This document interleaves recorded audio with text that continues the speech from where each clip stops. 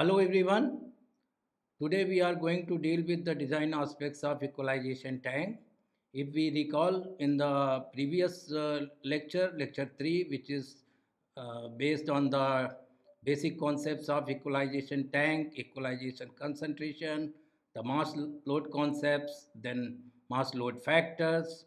So how these design aspects they are implemented in design of equalization tank, that we will be dealing in this lecture.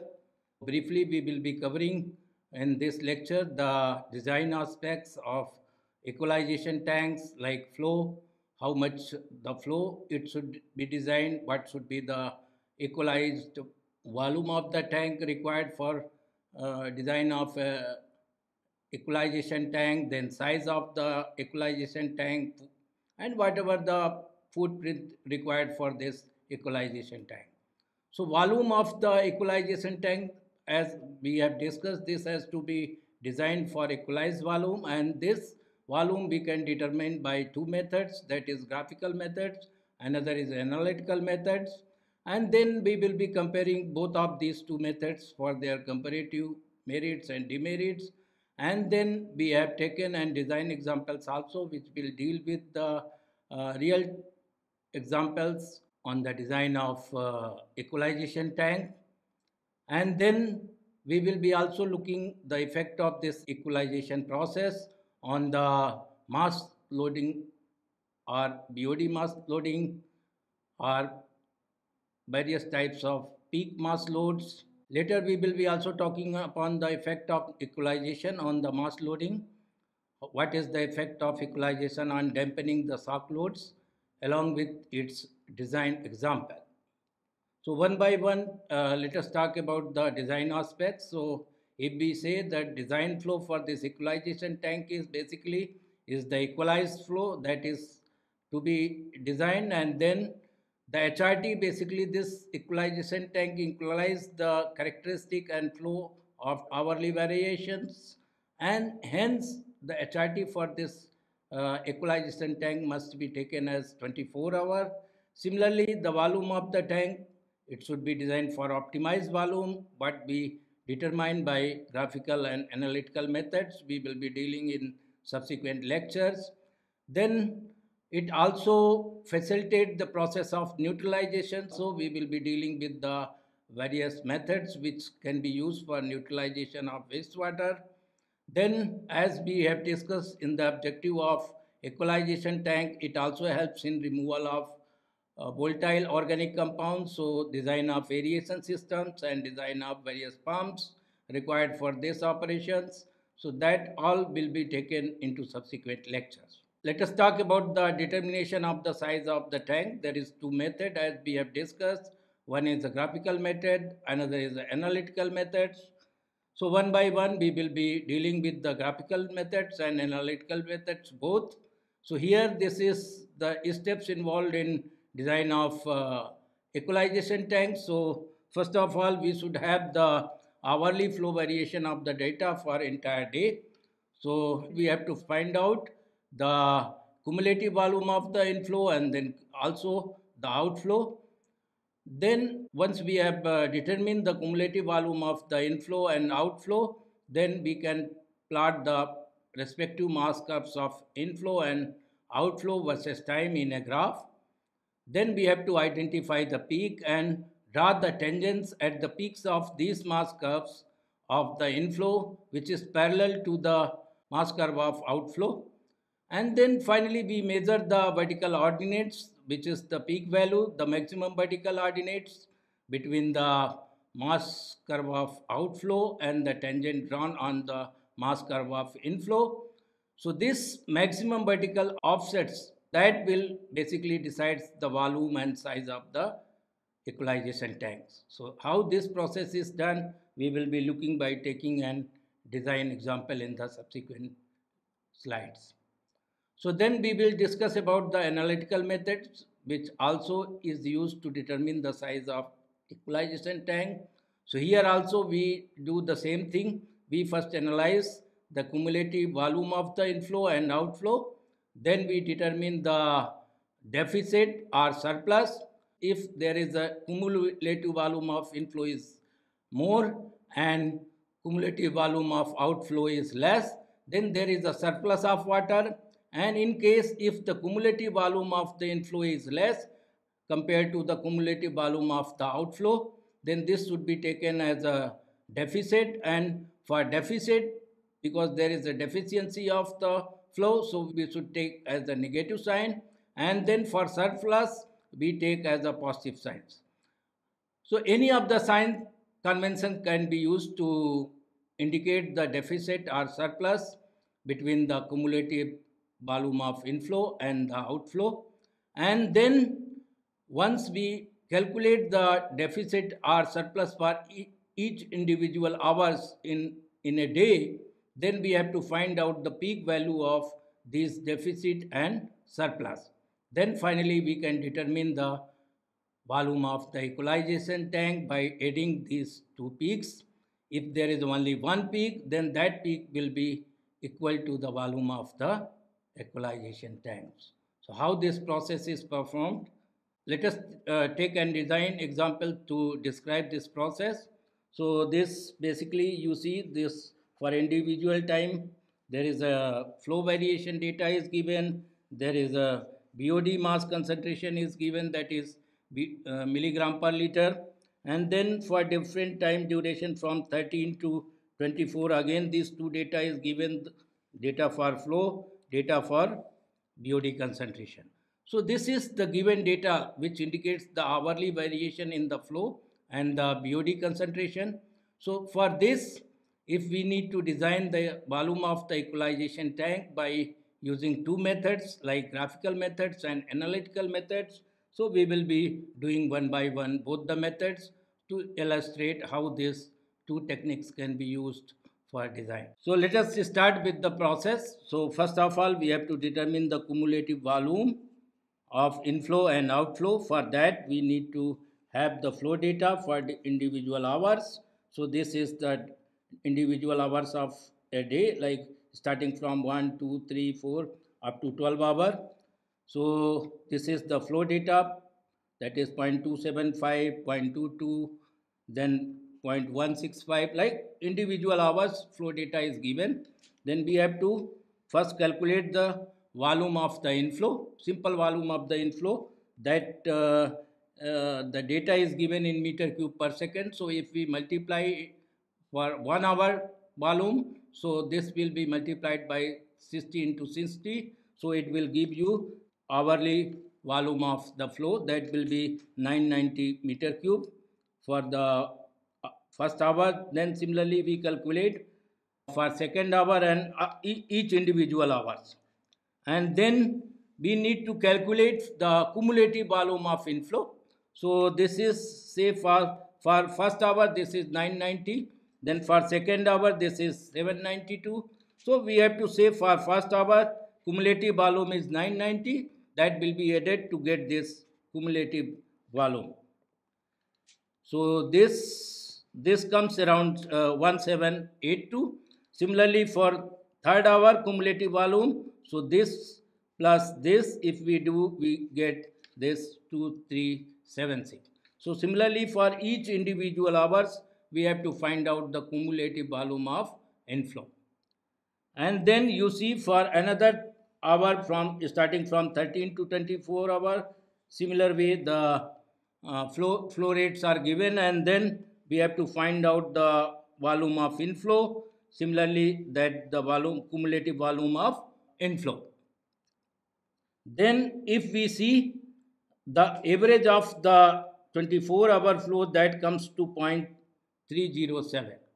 So if we determine this volume of inflow for each individual hour, we take the average, we get this is the average volume of the water generated per hour.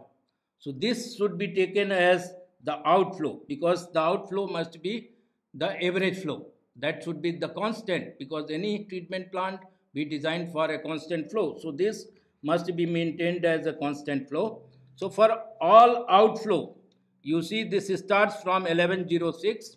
Then again for cumulative outflow, this is double, triple, 4 times, 5 times, like that individual hours we find out the cumulative volume which is going out. Then after doing this exercise, what we need to do in a graphical method, if we see, we have to plot the mass curve of outflow, mass curve of inflow. So for this, the cumulative volume, you see this is plotted on the y-axis against the time, hourly time, that is starting from 1 to 24 hours. So this, if we see, this is the plot for a mass curve of inflow, and this shows for the mass curve of outflow. So mass curve of outflow, if you see, this is a straight line. So because this flow is constant, so the outflow curve, that will be a constant line, a straight line. And while the mass curve of inflow, it has lot of fluctuations, so it makes an concave shape. So here if we see what is the peak value, what is the vertical ordinate, which is the next step in determining the volume of the equalization tank which is required. So we measure the vertical ordinate between the tangent which is drawn parallel to the mass of outflow curve. So this is the tangent A which is drawn at the peak point A, which is equal to the vertical ordinate on the y-axis, which if we measure this ordinate, say its value is A. So here finally we measure this A value, which is equal to 8.5 minus 4.5 if we see from this graph, and which is equal to 4 into 1000 meter cube. So equal to 4000 meter cube, because this value is plotted in 10 raised to the power 3. So this, the whatever the difference of the two, this vertical ordinate multiplied 10 raised to the power 3, that will give you the equalized volume of the tank. So this comes to 4000 meter cube in this method. So if we do the same calculation and say for another conditions, in this case what we have got is only one peak.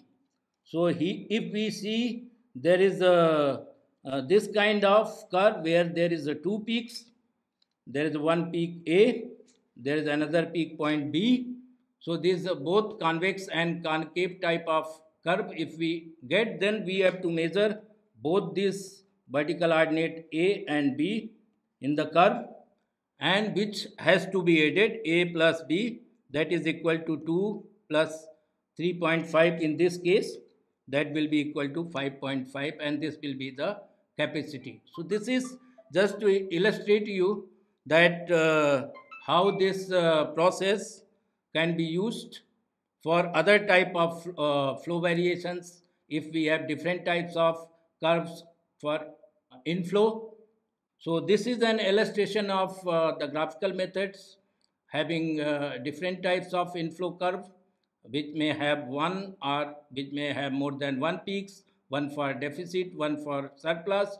So because in this case, if we see, this is saying the mass curve of inflow, which means the cumulative volume is more than the outflow volume. So there is always surplus. So this ordinate says that is basically the surplus. And here in this case, this is concave shape.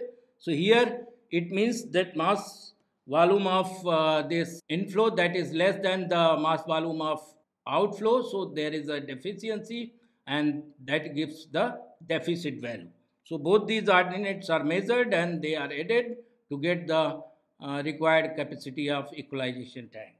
So this is the method we use for determination of the equalization capacity of the tank. Then there is another method to determine the same. We have analytical method now, as we have discussed. Here also we have to do the first step, determination of cumulative volume of inflow and outflow. So you can see here the same value and same data is here. Just to illustrate you, this is the flow for different times of hour, and this is the volume of inflow, at individual hours, this is cumulative volume, and this says the cumulative volume of outflow. And in this case, similarly, we find out for another 13 to 24 hours the volume of inflow for different hour, then cumulative volume, then we have volume of outflow. And then in this case, we need not to plot anything. We can directly calculate the deficit or surplus. So here the deficit, if we see here for first hour, if we see cumulative volume of inflow is 990, cumulative volume of outflow that is 1106. So there is a difference of 116. And since cumulative volume of outflow is more and compared to the cumulative volume of inflow, so there is a deficit, and so for this we have given a negative sign. So for all this we get the negative signs, and this is for the deficit or surplus value for another 13 to 24 hours. Then the next step in this is to identify the peak values of deficit or surplus. So here we see there is only deficit from hour 1 to hour 24. So we have only one type of peak, and that is 4098. So this is basically the peak value of entire 24 hour, which should be basically the equalization capacity of the tank. So this in this the peak of the surplus, peak value of the deficit, that has to be added, and that will give you the value of the volume of the equalization tank needed. So this in this case the value comes 4098, and in the previous case like graphical methods this value came to around 4000. So here what we can see, this is the more exact value compared to this 4000 meter cube which we have determined earlier. So this gives basically more accurate estimation of the volume of the equalization tank compared to the previous method, that is graphical method. So this is the comparison of the two methods. Like graphical method, if it is see, this is a very old method and does not provide any much accurate information about the volume of the tank. So let us talk about the comparative assessment of these two methods. So as we know, this graphical method is very old and does not provide more accurate information about the estimation of volume of the tank compared to the analytical method.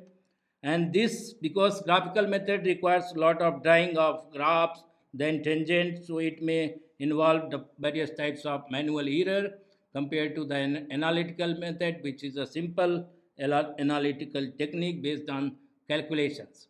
So this graphical method, if we see, that is more complex, more time consuming compared to the analytical method. So for all design purpose nowadays we use this analytical method for determining the capacity of equalization tank. So let us take another example which will illustrate the effect of equalization on the mass loading rate. So this is the same problem which is rearranged like the timing for the flow, that is started from 9 hour when the equalization tank is most empty. So this is taken as the first hour, and this is the volume of inflow individual hours, whatever the volume is coming into, and then this is the volume of water which remains into the equalization tank after the average flow of the water is taken out. So this is at any moment of time at the end of hour, this will give you the volume of the water in the tank. And similarly, this is the BOD mass concentration that is given for individual hours. It is already given in the design problem, and this equalization concentration, while the equalized BOD concentration that we have to determine by the concept as we have discussed earlier for each individual hours starting from 9 to 8. So this is the equalized concentration for each individual hours.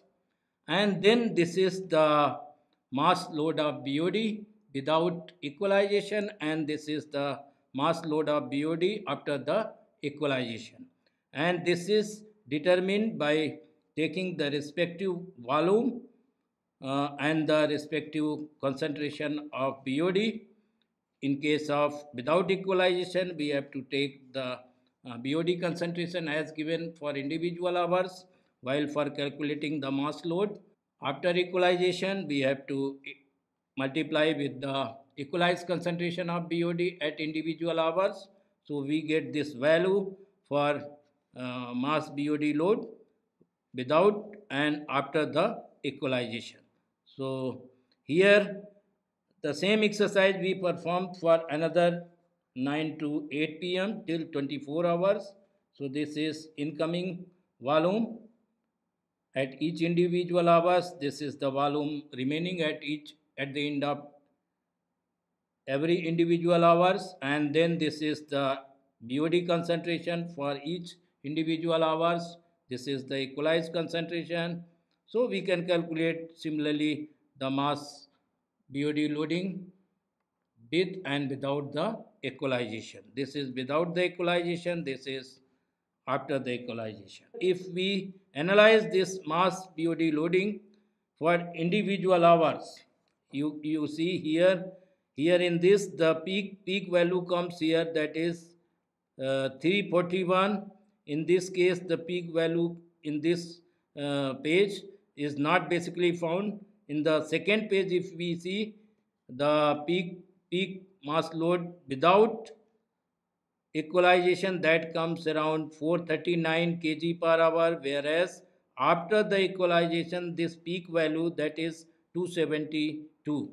So now similarly we find out also the minimum BOD load, that is without equalization, that is around 17 kg per hour, whereas for after the equalization this value comes to the uh, this 134 basically comes to the minimum value, minimum BOD mass loading rate. So now if we analyze and compare this ratio, like this is the ratio for uh, peak to average mass BOD load, this is minimum to average mass BOD load ratio, this is peak to minimum mass BOD loading rate ratio.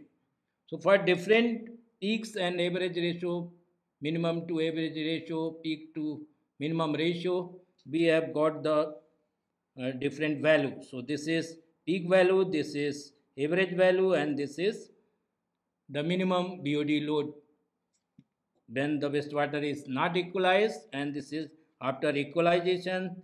The peak value comes 272, the average value will be same, and where the minimum value here in this case, that is 134.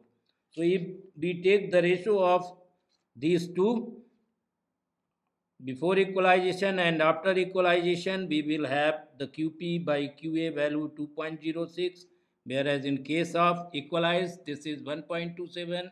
So here we can see the peak load is considerably, like 50% times it is reduced.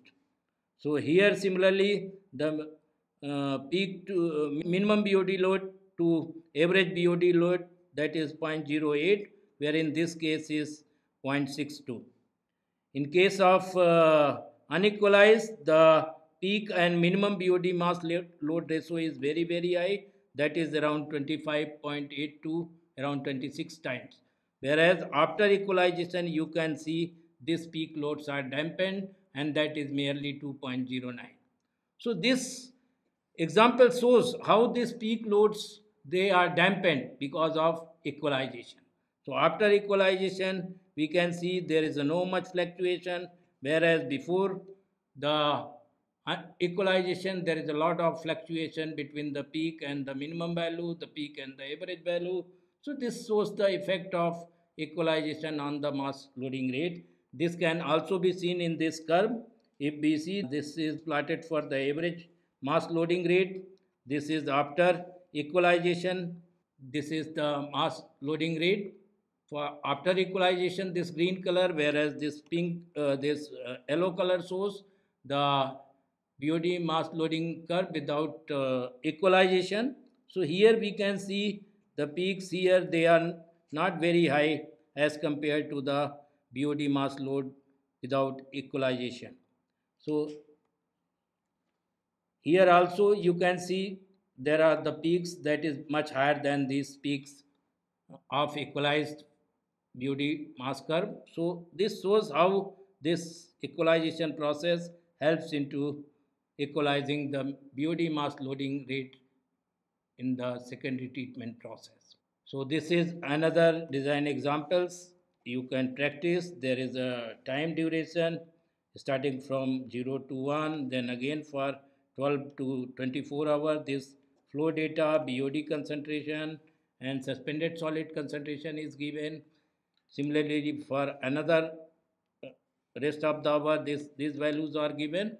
So for this, you can again do the same exercise. You can find out the volume of the equalization tank using both the methods like graphical and then analytical method. And then you can also look upon the effect on to the mass loading rate on to, of equalization. So these are the references. I hope this finish your equalization tank design, concepts, basics, mass loading concepts, all the things we have covered. And maybe in the next lectures, we will be dealing about the another tools and techniques which are on the neutralization and proportioning, which are used in the industry abroad for management of industrial wastewater. So thank you guys.